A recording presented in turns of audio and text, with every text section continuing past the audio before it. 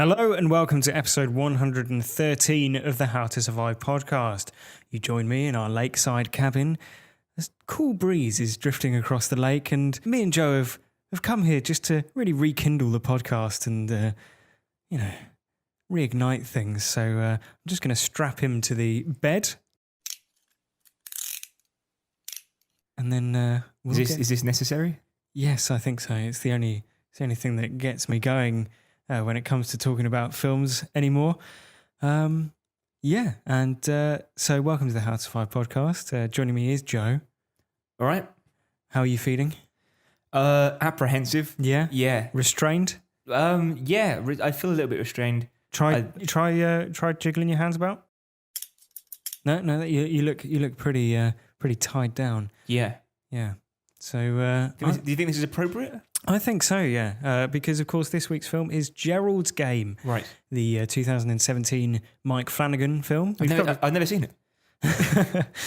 It's available on Netflix for you, Joe, and for the listeners, if anyone wants to go and seek it out. And it is worth seeking out. It's a good film. And as is our want, we'll be talking about what we liked and didn't like about the film and, of course, how we would survive if we found ourselves in it, just like Joe is right now. Yeah. But before all that, Joe... we've got to recap the plot because that's the way Daddy likes it.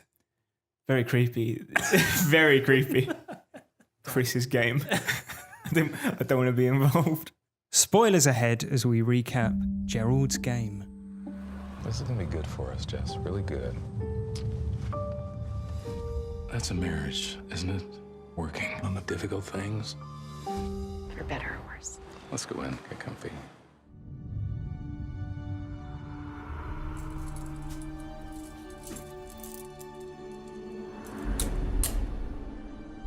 I bet you think your husband will be back any minute. Try to go for help. There's no one for miles. Gerald? I'm sorry, baby. You don't get to know my name. I don't like this. I'm serious. Stop. Like that. Stop it! You play? Is this really what it takes these days? God, how do we go so wrong? We were happy once, weren't we? Gerald? What? What's happening? Oh. Gerald!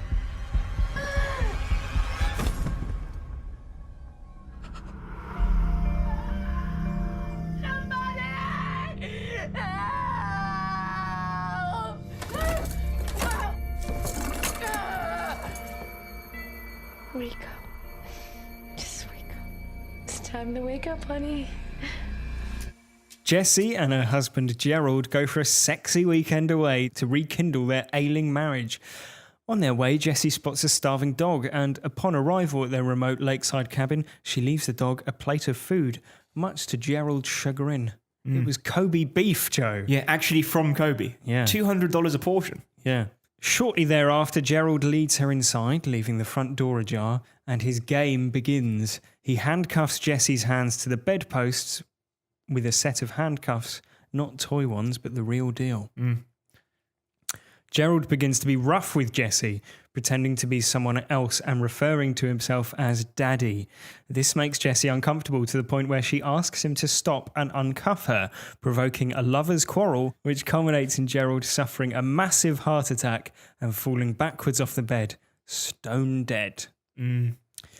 Jessie... Definitely dead as well. Definitely dead, yeah. Your prediction before the film was not correct. No. Jessie is left handcuffed to the bed, calling for help, even though she knows no one can hear her. Hours later, as the sun sets, the stray dog returns, hungry for more food, and sets about eating Gerald. Moments later, Gerald appears to stand up, but he is a figment of her dehydrated imagination. Over the course of the next few hours, a kind of marriage counselling session takes place between Jessie, Gerald, and another, more confident Jessie. Jessie remembers a glass of water Gerald placed on a shelf above their bed and is able to slide the glass to her hand, eventually rolling up a clothing label as a makeshift straw in order to drink.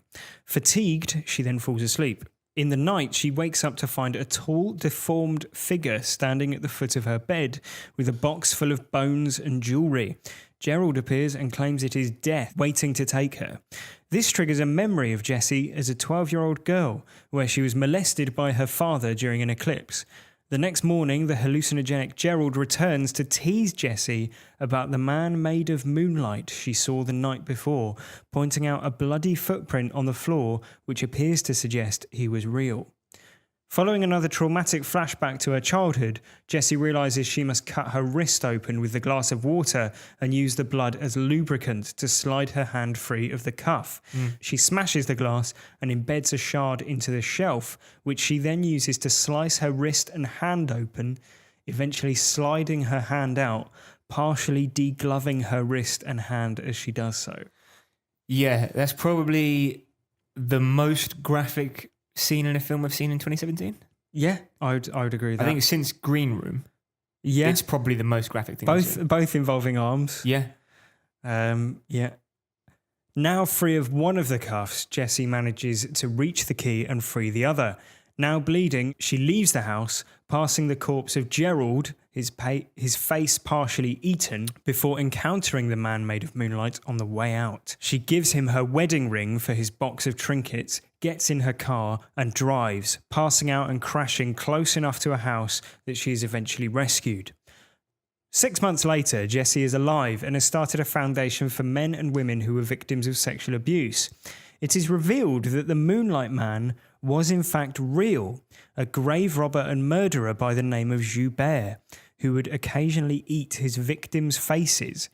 Fortunately, he only does this to men, explaining why he didn't attack Jessie and why Gerald's face was eaten. Jessie confronts Joubert at the courthouse on the day of his sentencing. Upon seeing Jessie, Joubert repeats her exclamations of "You're not real" and "You're only made of moonlight," confirming he was really there during her ordeal. Jessie approaches him, seeing visions of Gerald and of her father, and says, "You're so much smaller than I remember," freeing herself once and for all. And then she realises it's all a dream. She's still tied up. So that was Gerald's game. Wasn't very fun, was it? No, No winners in that game. Not one that I think we'll be playing ever again. Yeah. Yeah, but what did you think of Gerald's game? I thought it was great. Yeah. Great fun in a horror movie kind of way. It takes you along. It's a really, really suspenseful, high intensity movie. Yeah. Similar to Green Room, which I mentioned just now, in the way that it just ramps up the tension and keeps ramping up. And the peak of the movie, as with Green Room as well, is in a moment of graphic violence, which is visceral. Yeah. The problem with the movie is the mental ending, which is just insane. Yeah. Well, do you want to get right into it then? Yeah. So just to recap, you're talking about this sort of epilogue. Yeah, basically, she crashes the car and the people show up. Mm-hmm. And then there's... I guess she starts narrating, which is never a good idea, right? If a movie hasn't been narrated, it's weird to start narrating it in the final 5 minutes. Yes. And this was a big criticism of Ridley Scott's Blade Runner on its original release, where the studio were unhappy with the ambiguous ending. So they had Harrison Ford record like a coda explaining what happened and a happier ending. I won't spoil anything there, but this ending is worse than that, and as much as like it feels like a Disney princess film. Right. It reminded me of what's the movie we watched before? Splashed Out. The Shallows. The Shallows, yeah. Splashed Out. Bitey the cartoon shark. Right. Yeah. Where she goes surfing in the epilogue with her sister. Yeah, it's just a bit like, hey, I'm an ass kicking. It's like an episode of Heroes, you know what I mean? It's like, yeah, I do know what you mean, but then it's not quite that bad because it at least does allow her to close the narrative arc of her having been abused by various men through her life, right? And then finally, like, rids herself of that demon. Well, I don't know about that though, because in some ways, I was thinking the ending that I thought was going to happen, which is her leaving the house, was a powerful ending enough because she's giving over her wedding ring to Death, who she thinks is Death, and maybe saying that, love is dead for her, or that her relationship with men or her reliance on men is dead, and she's committing that to Death. Sure. And going past Death, walking away from Death, right? But actually, she's giving her ring to a necrophile serial killer with gigantism, which is a lot less compelling and actually quite confusing. Especially since the themes of gigantism, necrophilia, grave robbery, and cannibalism are notably absent from the rest of the film. Yeah. Well, there is when they're driving to the cabin at the very start of the film, there's on the radio, there's a news report going on about a grave robber. But Right, I take it back then. like, yeah, exactly. That's just a nod for people who know what's coming, I think, isn't it? Yeah, I mean, like, I think it probably looked a lot better on the page. Yeah. Like it's one of those sort of situations. Yeah, I think you mean the page of the book, right? Well, yeah, that too. I think the so for me, I think it's a great twist, like very clunkily executed, Right. because like we've seen Joubert a number of times, right, enough to recognize him, and rather than like the noticeable thing about him to us as the audience is his appearance. Yeah. So what would have been an effective ending is like she's recovering and all that, and she's like walking down the street, and there's a TV in a shop window that's got the news on or something, Right, yeah. and it's like serial killer apprehended, and she looks at the TV and it's Joubert being arrested, and you're like, oh shit, he was real, like, yeah. which would have been an unsatisfying ending in its own way, because there wouldn't have been like a reason for him not to kill her that we understood. But to make us understand all that, they have to have that voiceover going, oh, but he only killed men and he only ate men's face. And it's just like, it's a bit like the twist takes about 7 minutes to unfold. And that's not an effective way of like doing a dramatic reveal at the end of a film. It's not like if you'd got to that point where at the end where she walks out the room, there's no way you could have guessed the twist. Like a good twist is one like in, I'm going to say a very famous one, A Sixth Sense. If you don't know how Sixth Sense ends, skip forward 30 seconds, right? A Sixth Sense, the clues are all there throughout the film. And at the end of it, when it's revealed that Bruce Willis is dead, you're meant to go, oh my God. Yeah, right. But then you go, all right, I'm an idiot for not seeing that before. Right. Yeah. Whereas when it is a necrophile, gigantism serial killer, there's no clues to that other than the fact that there's a giant guy. Like, you know, it's not like hey, I got you. It's like, but here's something you don't know. Yeah, it's sort of like so one of Mike Flanagan's previous films is Hush, which we've covered before. It's good. It's also on Netflix. You should seek it out. Mike Flanagan and Netflix have a sort of buddy romance thing going on. It's quite cool. And it's almost like, you know, Hush invades this film for just like a couple of scenes, and then the twist is, oh, it was Hush, like all along. You know what I mean? Yeah. Like, I do I do know what you mean. I think it works on a thematic level, but that's it. Yeah, exactly. Do you know what it reminded me of this movie? Is Misery. Yes. And it's a Stephen King adaptation. Yeah, about a person stuck to a bed. Yeah, well, exactly, yeah. But I think this feels a lot more like a book adaptation than the Misery movie did. Okay. And is that a good thing or a bad thing? A bad thing. Okay. Because like Misery, it's a movie which is fundamentally thoroughly enjoyable. Like most of the part, for the most part. It's painfully tense throughout it. And it has a nauseating injury scene. Yes. But then also a wink at the camera style coda as well. Right. Which I think Misery had, like, it turns out he's using a pen name now or some shit. Well, wasn't it? He's going to do another Misery. I don't know. I can't remember. It was like it's a long time since we watched Misery. Exactly. But unlike Misery, this has a full 15 minutes given to the backstory of death. Yeah. Which gives and that would have worked a lot better if the threat of that figure had been looming large over the film, but it was kind of like an incidental thing. Yeah. I think there's even a part where he says, oh, you're either going to die now, you're going to get eaten by the dog, or you're going to get taken away by the guy with the bones. And you're like, oh, wait, it's one of many things that could happen. Yeah. Whereas I think perhaps if you'd read a book about it, you'd go like, oh, she's continually worried about this guy. Yeah. And he's always there looking at her and looming over her. Right. But I guess the reason it's a scary twist is the idea that someone could be so devoid of compassion that he could just stand there and watch you. Right. And like, that's a frightening thing. Yeah. And like, I think it works visually. Like when she walks to that corridor, when she's escaping the house and he's like stood at the very end of it, that's a really good shot. You know, it's really clever how he's in the darkness when she wakes up in the middle of the night and you don't see him until, you know that you're looking for something. So what if you're you know, you might not know the answer to this, and maybe there isn't one. But why did he spare her?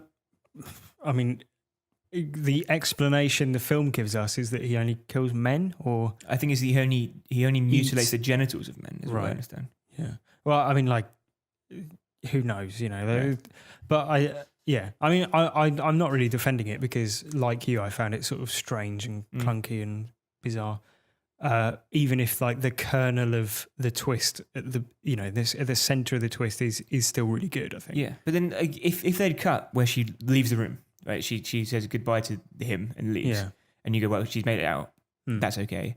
And you kind of like, oh, maybe he was really there because we saw the footprint. You know, there's clues that say he was there. Yeah, we don't need like the laborious and boring explanation of like, oh, actually he was a hillbilly who. Yeah. That's where it lost me. Yeah. So I mean, like, I think, yeah, I agree. I mean, it's well used. I think, you know, the giant creepy looking man trope in this is well used. Yeah. And like the bit where he's like she wakes up to him like licking her feet. Yeah, but that's just like dream, it's the dog, right? Yeah, but still, it's you know. Yeah, well, but again, that's another indication that there was, you know, he could have played a bigger role in the looming threat. Yeah, but really, I was more worried about the dog than I was about him. Exactly. Yeah. Yeah. I mean,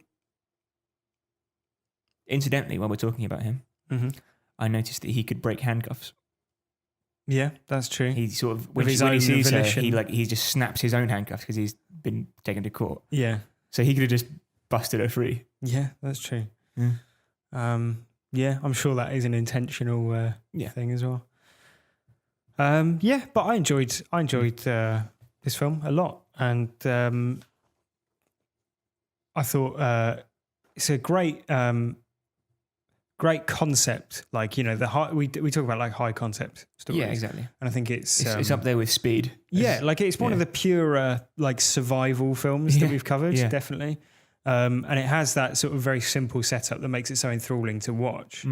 And you can kind of explain the premise to someone, and they're like, "Oh, what would you do?" You know, yeah, exactly. And like I like how obsessively minute they get about all the little things that she's trying to do to escape. Yeah. So like watching her spend like 10 minutes trying to get a glass of water and like get a straw to drink it is like compelling, even though it's such a sort of mundane thing.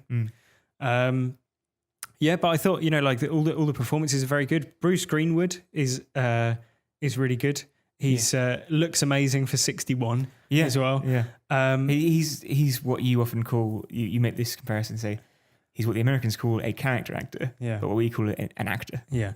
And Carla Gugino is great as well in the lead role. But Bruce Greenwood, you know, when he's having the heart attack, and like a 2 foot vein pops 2 foot out of his chest. Really did that, apparently. Really? Yeah, that's just something that Bruce Greenwood can do. How frightening is that? That's like definitely an artery or a vein or something that he's like pushing out. Like, oh God. He's pretty ripped though. He is, yeah, especially considering his years.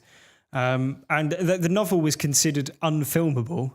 Don't know if you realise this. It's one of these, you know, great unfilmable novels that eventually gets filmed. Yeah, and lacks something. But you can see why, because I think, in the novel, for example, the people that are talking to her aren't Gerald and herself. It's like old friends and all that sort of thing, which would get immensely confusing. Yeah, exactly. So I think Mike Flanagan, who I think also wrote this with his sort of writing partner that he wrote Hush and Oculus with. Yeah. I think they did a good job in adapting it and like streamlining. They acted it out. Well, you know, well, I don't want to make any comments about their personal lives. But I mean, let's talk about the hand scene. It's been a long time since I was so affected, I think, by gore on the screen. Yeah. Took me 4 attempts to watch it. Really? Because it was partly because I was watching it on my lunch break, right? And I had to keep like it would cut back to a close up of it, and I was like, oh my, I can't watch this now. Yeah. Like I can't watch it while I'm eating. Yeah, I had a similar problem. I was also watching it on my lunch break, and that scene, and also the scene where we're shown what amounts to child molestation. Right. And I'm watching that in an office, thinking, yeah. this is grounds for It's dismissal. like you lean back and your headphones come out. Yeah, exactly. Yeah. Don't turn around. Yeah. God Almighty. Like it's not a safe for work film. No, I think the hand scene in particular is all the more effective though because we've spent the whole movie in her head, Right. Yeah. and also the She's fact very sympathetic as well. She's yeah, a nice character. yeah, and like the surgical level of detail, like she doesn't just cut her wrist for like the lubricant. She like flays. She like does a sort of I think like it's like a cross Y shape. shape, Yeah, like yeah. a T shape, and it's so her skin can like flap over it. It's horrifying, Yeah. truly horrifying. And But yeah, it's basically imagine your hand came off like a glove. That's what you're seeing. well, it's called degloving. Yeah. Yeah.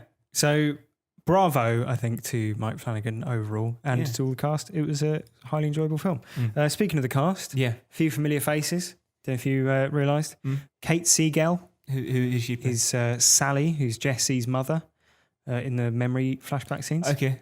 And she was the main character in Hush. Of course. Yeah. I thought I recognised. For a time, I thought it was Carla Gugino. Yeah, they look really similar because I Yeah. thought she was. I also thought the woman from Hush was the main character in this. Right. Yeah. Do you recognise the Moonlight Man? The Moonlight Man. Hmm. I guess he's just generic. Well, the actor's name is Carol Stroiken. I'm probably pronouncing that incorrectly. Right. And he was Lurch in the Addams Family. Right. Of course. Yeah. And actually suffers from Gigantism, yeah. acromegaly. Yeah. What Yeah, it's yeah. called. And then, of course, we've got Jessie's father, Tom. Yeah.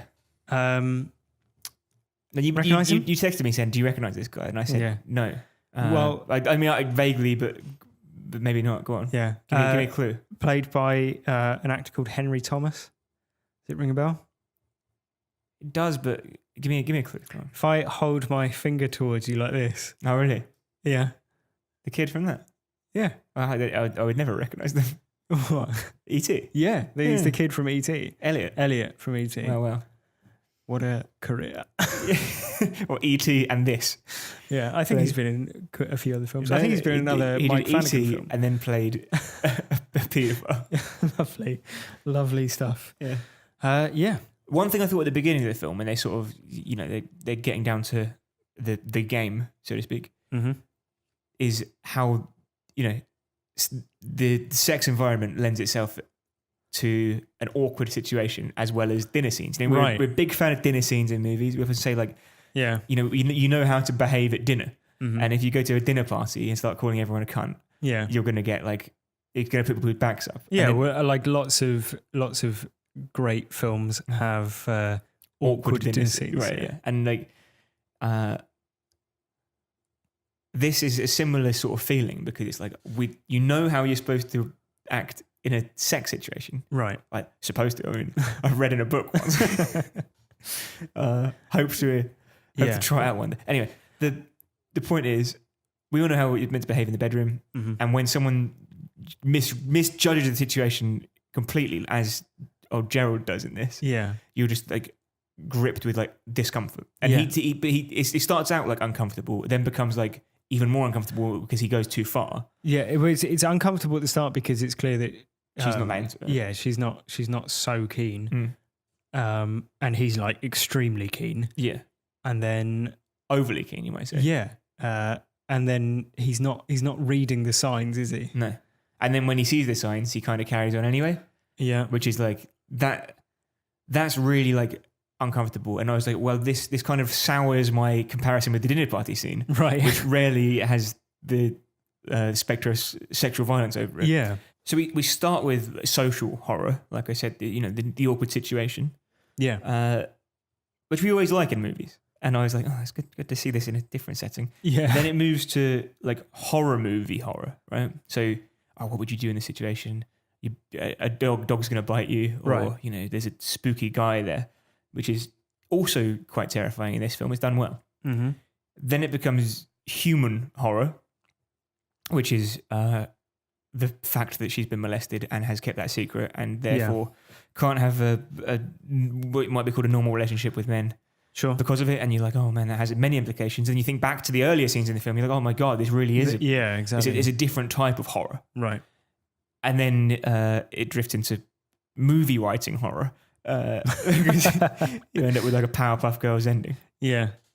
Yeah. I must have missed that episode of the Powerpuff Girls. But, Yeah. I'm sure it was a good one. So before we talk about How to Survive, Joe, we often like to talk about what we know or don't know about the situation at hand. So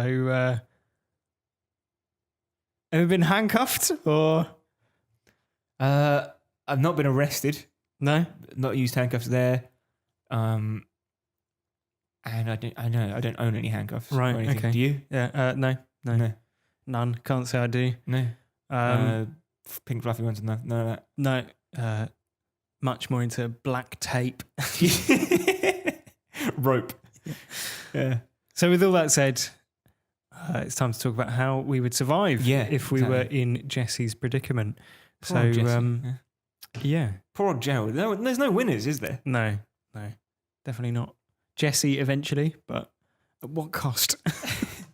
So how would you survive Gerald's game? Gerald's sick game. His unchristian game.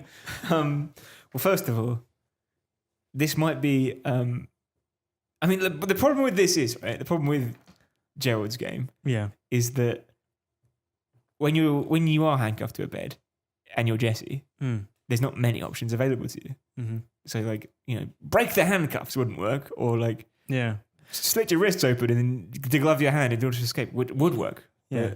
Do you know what I've seen a lot of, right, is like idiots, all right, like judging the film based off like the trailer or the screenshot and going like, well, just stand up, slip the handcuffs over the top of the bedpost. Right, yeah. It's like... Does that in 1 second. Yeah, So, I'm pretty sure that the filmmakers had thought of that. Not just like on a 2-foot pole going, like, can't get them off. Yeah. Yeah. Just like use some common sense if you're gonna waste my time with a comment. Exactly. What I did think though was this isn't my How to Survive idea. It's a kind of thinking out loud thing.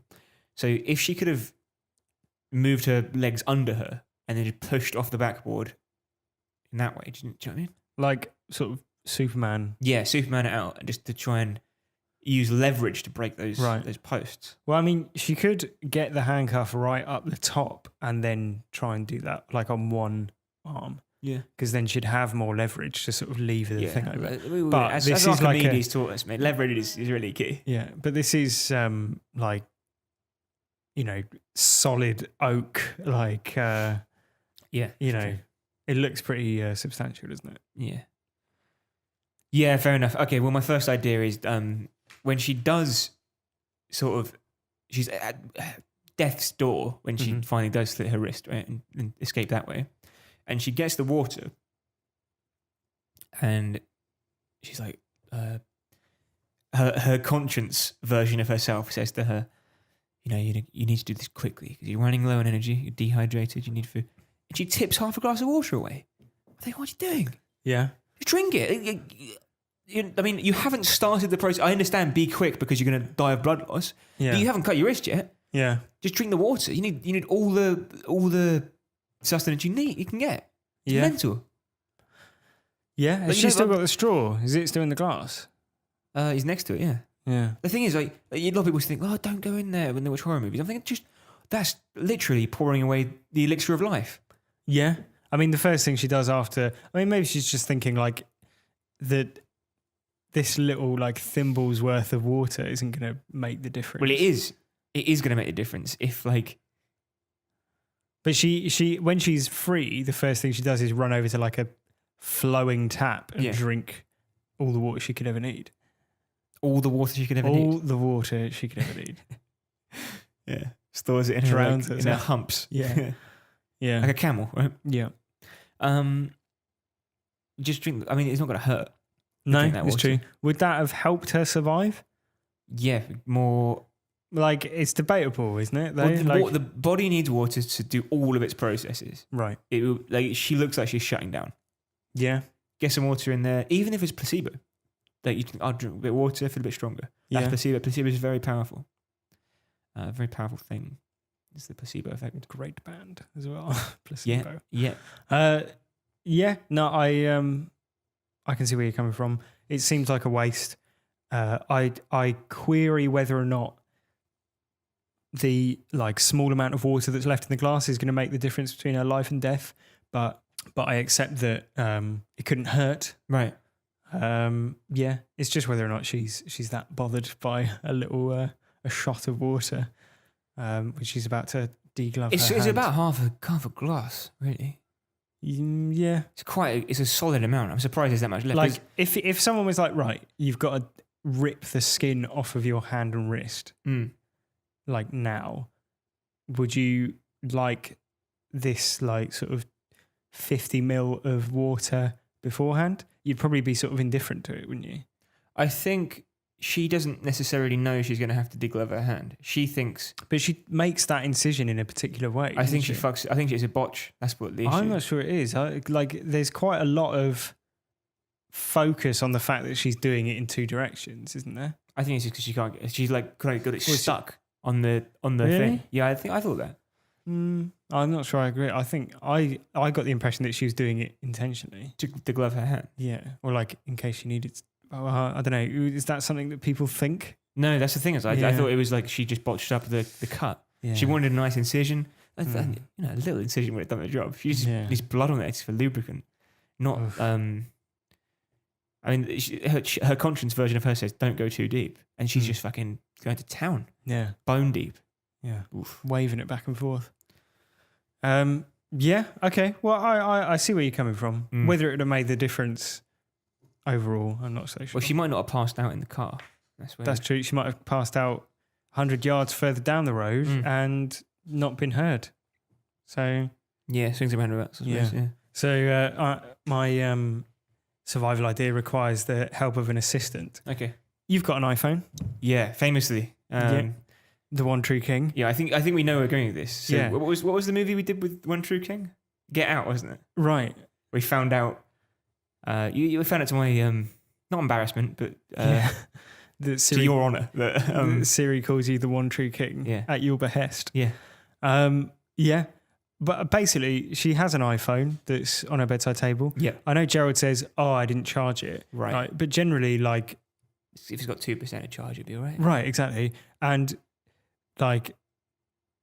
if it's coming up with the battery, low battery indicator, 36 hours later, it must have had some battery 36 hours before. Yeah. Because otherwise it'd be stone dead, wouldn't it? It'd be completely flat and it wouldn't even come out with that. Not with an iPhone.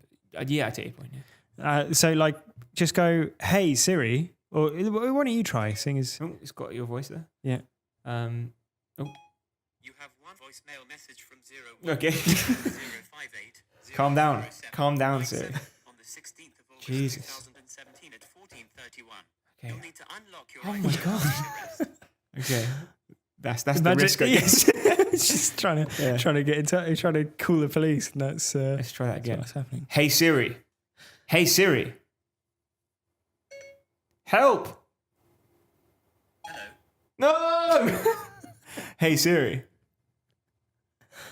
Help. Good evening, the One True King. No. So maybe it wouldn't have worked. But Hey Siri. Hey Siri. Help.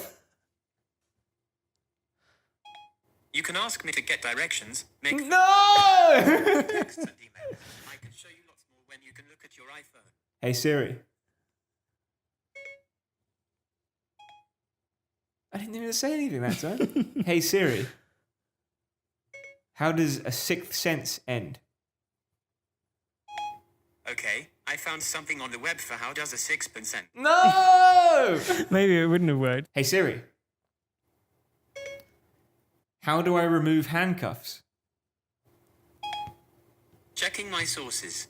My web search turns something up for how do I remove handcuffs. Have a look. Open result 1. And then you'd die. Obviously Siri isn't in the novel, given that it's based in the 1980s. Yeah. If she had it properly configured, maybe a bit better configured than you. It could have saved its one true queen, Yeah. maybe. I mean, she could have phoned the police or something with it, surely. Yeah. I was careful there not to say, help me call the police. Yeah, you we know. didn't want to actually contact the emergency services for a podcast. Yeah, I mean, Gerald says that he hasn't charged it in a sort of like sinister manner as well, doesn't he? It's like, oh, I never charged that. Yeah, but that's because it's... Because he's 61. No, and also because it's not really him. It's her imagination of him. And he's already dead. Oh, is that it? Oh, right, Yeah, okay. And he's like, obviously I didn't charge that. Yeah. Right. Yeah, exactly. But I think it would still, like if it... you got to at least take the chance, haven't you? There's a little bit of battery life in it. When you hey Siri it. Yeah. Maybe he turns Siri off because it always goes off when he's like... Embarrasses him in meetings or when he's recording podcasts by calling him the one true king. But yeah, I think it is worth a shot, surely. As you as an avid iPhone user, you'd agree? Hey Siri, would I agree? Not sure. Yeah, I'd agree. How about you? Any more ideas? A little bit oblique, maybe. A little bit oblique, maybe. Okay. Maybe it is. Basically, understand your own mind. Okay. Now, she seems to understand that when she sees Gerald, that he's dead. And she's like, oh, is it you? And then she sees the bodies. Oh, no, that's a figment of my imagination. Mm-hmm. Then she sees herself and she's like, okay, also a figment of my imagination. Mm-hmm. Then, but she knows both those people, they must come out regularly in her life. Yeah. She knows the dog's there because it was there before. Mm-hmm. And then she sees the weird death guy. Mm-hmm. He turns out to be what's it called? Joubert. And he's not meant to be in her imagination. Either he's in her imagination or he's real. And she treats him as a figment of her imagination. And he's not.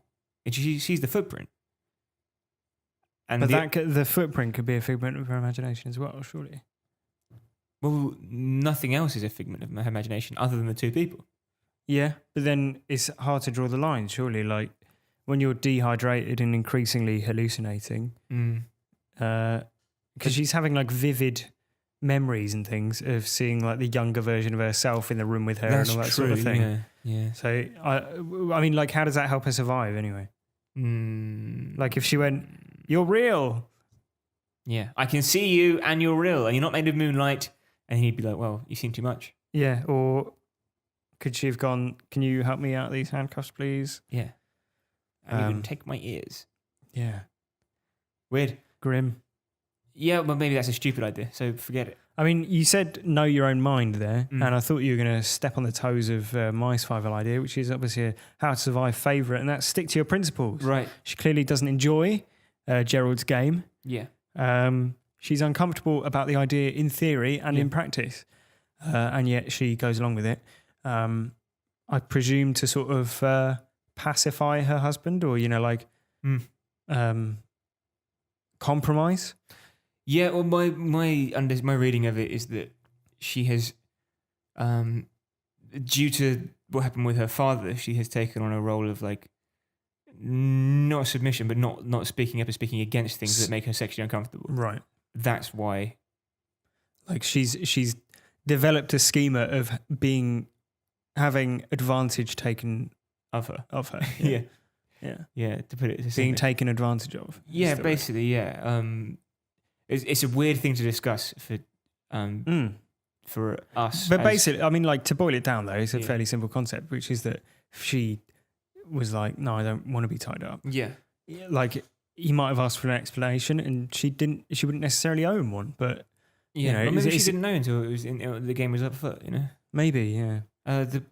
It seems to be the daddy thing that partially set her over the edge. Yeah. Yeah, I think she Understandably. she was saying no, not interested in stuff. Yeah. On. I don't think, because he was pretending to be a stranger though, as well. Well, I think it's clear from like the second he gets out the handcuffs that she's like, what's this about? Yeah. No, I think she knows about the handcuffs beforehand. Like, I think that's what they're there for. Yeah. I think she's just not into him. Yeah. That's probably partially it. I mean, their marriage is falling apart, so Yeah, it's not a... The issue I was going to put down something like, be more communicative in your relationship, or talk about your sex life more openly. Yeah. The problem with that is the movie acknowledges that she does not have what might be considered a normal approach to sex. And what does normal mean? It's a meaningless thing. But she has an atypical relationship with sex because of what happened to her in her past, that makes it difficult to go. Well, I just talk about sex all the time, right? Yeah, that's true. But then, I don't know. Obviously, we're not in any way trying to tell victims of sexual abuse how they should be acting. No, exactly. But maybe if she didn't that's your other enjoy podcast, a certain thing, mansplaining with Chris Morris. Yeah, But obviously, if she didn't enjoy something and vocalized it, then she wouldn't have. Yeah, you can't deny ended the up in fact the situation. That, she wouldn't have, she didn't die anyway. So. Yeah, that's true. But he wouldn't have died either. So. Yeah, but she would have kept her hand. Yeah, she kept the hand. She just had to wear a glove.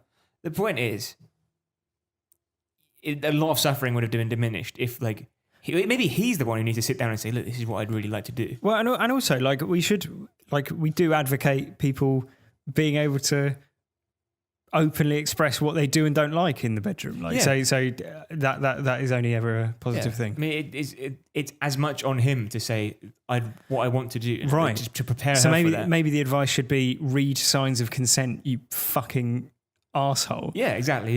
Yeah. Or I've got some handcuffs. I'm interested in doing this. How do you feel about that? Yeah. Because he seems to be much more into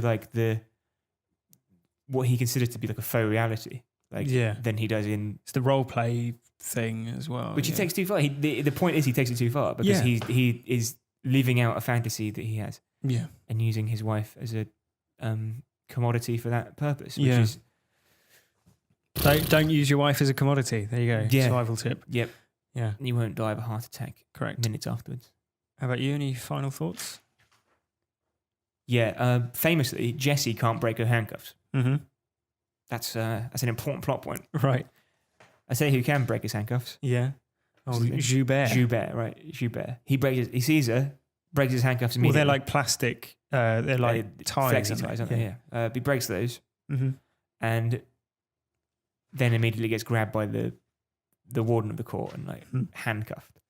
Now, if he's that strong, and he probably doesn't want to go to jail because he'll probably get the electric chair or something, do that, but as they're loading you into the van. Yeah, exactly. Yeah. And, make good on your escape, basically. Yeah. Don't be like, hey, I can do this thing when there's a court full of hundreds of people who all want you to be arrested. Yeah, that is very true. He doesn't seem to, he seems sort of, the fact that he break his handcuffs just as a sort of show of excitement. Yeah, but as in, he seems to be doing it just to wind her up. I thought he was more like a childish, hey, as you. Maybe, yeah. Yeah. I think that is, as much as we were talking about, we didn't like the scene, it is creepy having him quote those lines back at her with a gleeful smile on his face, isn't it? Yeah, it is a bit. Yeah. Anyway, final thoughts from me. She ends up sort of slicing her wrist open and sort of partially degloving her hand and all that. Yep. Just do that straight away. The second he starts having a heart attack, just read what's use your mind palace to imagine what's going to happen. Mind palace? Yeah.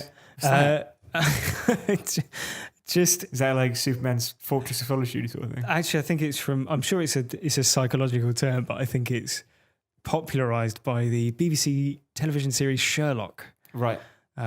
Yeah. Great show. So you're saying basically, if as he falls dead on her, and he's laying on her, he starts grabbing his chest, and she's already tipping the shelf to grab the glass. Yeah. He's going and she's smashing the glass. Yeah. Just doing this, slicing her wrist open, slip it straight listeners out. At home can't see is Chris is making the slashing my wrist open on a piece of glass motion on a shelf above the bed motion. Could be wanking. Yeah. Same movement. Sure. Wanking off someone else though. Yeah. Yes. I'm no contortionist. Yeah. And like she could even like catch him as he's falling. Yeah, bite his jugular. And as she catches him, go, "Hey Siri, You're right. call the police. My husband's having a heart attack." Shit. Siri just gone off. Because you said call the police. All right. I've Shit. killed it though. Did it actually call the police? No. On that note, Hey Thanks. Siri. How do we end the podcast? Let me have a look. My web search turned something up for how do we end the podcast. Have a look. oh, this link is interesting. Shall I read you what it says? Please. Thank you very much for listening. This was the How to Survive podcast. You can get in touch, howtosurviveshow@gmail.com, facebook.com/howtosurvivepod, or at howtosurvivepod on Twitter. Yeah, we've had some correspondence in this week, Chris. Okay. And this, you know, It's from Jessie. She says, "Help! Siri, help me." You'll remember a few weeks ago now, we covered From Dusk Till Dawn. I remember it, whatever the opposite of fondly is. Yeah. This email comes from Kevin. Okay. He Hello, says- Kevin. Kevin? It's Home Alone. Yeah. Yeah. The character in that is called Kevin. Yes. Yes. Well done. Kevin says, Kevin. I listened to your From Dusk Till Dawn podcast and disagreed about how bad the movie is. It is bad, don't get me wrong. Thanks, Kevin. This is probably the worst thing Tarantino has ever put his name to, including Death Proof. But I don't think you were reviewing it through the prism of when it was released. It obviously looks like a cold pile of shit now, but it was pretty edgy for the mid-late 90s. I also thought it was a cop-out to just look at How to Survive from the vampire's perspective. He goes on, my critique of Dusk Till Dawn is not very difficult to rebut, but what I will say is that it is bad on purpose, and that having a character called Sex Machine is supposed to be cringy. It's making fun of B-movie and exploitation movies, and it's basically an in-joke with a huge budget. Here's the thing with that, though, is that if you make fun of something, like you go, oh yeah, I'm poking fun at this thing, but at the same time do everything that thing does in exactly the same way, then you're just as bad as that. Do you know what I mean? Yeah. Like it's ridiculous to like. I appreciate the email, like, and it is well argued and well thought out. I can't say I agree with the fact that it's only ugly through the prism of time. Yeah, because I think in 1996, like there are a wealth of films. That was 3 years before The Matrix. That was like, there were. And we don't really just mean ugly as like it looked shit. Yeah, it's like like a few years before that we had Schindler's List. Which is a masterpiece, and then it's not like all films were bad in 1996, and it's like we're not just criticizing it for looking rubbish. Yeah, it's like it's a ugly film. Its spirit is ugly as well. Exactly. Do you know what I mean? Yeah, that's the thing. Is like in 1996, people probably also didn't hate women. Like it's that's true. Yeah, I mean, well, my big criticism of it, and this goes, I think I said it at the time, but I'm saying it again now, is that anytime you give Quentin Tarantino like permission to be a creepy pervert, which is something he does in every movie he makes, they're all leering, they're all like weirdly like permitting him to show his foot fetish and like put women in weird positions, and in this one he like says to a teenage girl, like he puts words in her mouth saying like, I want to, it's lewd, but like it seems that he's just like, like how naughty I am. It's like it's edgy for the sake of being edgy. And like to make a point of comparison, pop singer Lily Allen a few years ago released a single for which the video was her basically doing a stereotypical like hip hop video where she's like dancing with a load of like scantily clad black women and like champagne and all the stereotypes of like hip hop videos which objectify black women's bodies typically. Right. But the problem was that her video was also doing that when she was critiquing it. So it's not enough to just go, oh, isn't it bad that like black women's bodies are put on display in typical hip hop videos? if you're still Also doing doing that. it, yeah. So like you can say that From Dusk Till Dawn is like a parody or a pastiche of like grimy, edgy, like lewd action B movies, and say, oh yeah, you know, it's like it's all a parody of how they all end up in strip clubs and there's naked women everywhere, and they've all got their tits out and it's all gratuitous. You can do that, but it doesn't work if your film is also doing all of those things. Exactly, and it's not as if Quentin Tarantino and Robert Rodriguez are famous in their hatred of those types of film. Exactly. The fact that they've gone on to make decades more of them. Yeah, and like, you know, one way to subvert that would be if, for example, all the criminals were women and they went to like a male strip bar and like, you know, it's a gender swap thing or, you know, something along those lines, then you'd be like passing comment on it by going, look, isn't it ludicrous when it's all women because it's just as ludicrous when it's all men?